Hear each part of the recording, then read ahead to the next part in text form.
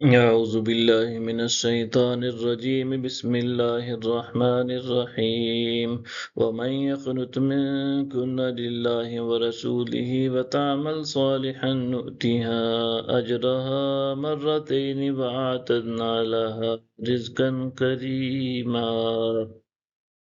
اور تم میں سے جو اللہ اور اس کے رسول کی اطاعت گزار رہیں اور نیک اعمال کرتی رہیں تو ہم ان کا ثواب بھی انہیں دگنا دیں گے، اور ہم نے ان کے لیے باعزت رزق تیار کر رکھا ہے۔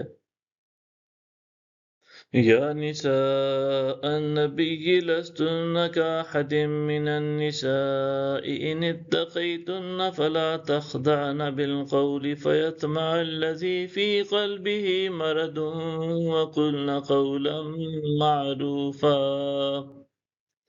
اے ازواج پیغمبر، تم عورتوں میں سے کسی ایک کی بھی مثل نہیں ہو۔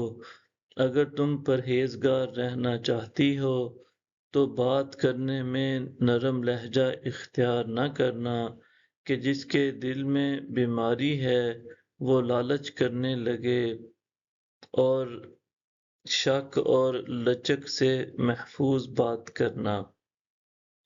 وَقَرْنَ فِي بُيُوتِكُنَّ وَلَا تَبَرَّجْنَ تَبَرُّجَ الْجَاهِلِيَّةِ الْأُولَىٰ وَأَقِمْنَ الصَّلَاةَ وَآتِينَ الزَّكَاةَ وَأَطِعْنَ اللَّهَ وَرَسُولَهُ إِنَّمَا يُرِيدُ اللَّهُ لِيُذْهِبَ عَنكُمُ الرِّجْسَ أَهْلَ الْبَيْتِ وَيُطَهِّرَكُمْ تَطْهِيرًا۔ اور اپنے گھروں میں سکون سے قیام پذیر رہنا، اور پرانی جاہلیت کی طرح زیب و زینت کا اظہار مت کرنا، اور نماز قائم رکھنا اور زکوٰۃ دیتے رہنا، اور اللہ اور اس کے رسول کی اطاعت گزاری میں رہنا۔ بس اللہ یہی چاہتا ہے کہ اے اہل بیت، تم میں سے ہر قسم کے گناہ کا میل دور کر دے اور تمہیں طہارت سے نواز کر بالکل پاک صاف کر دے۔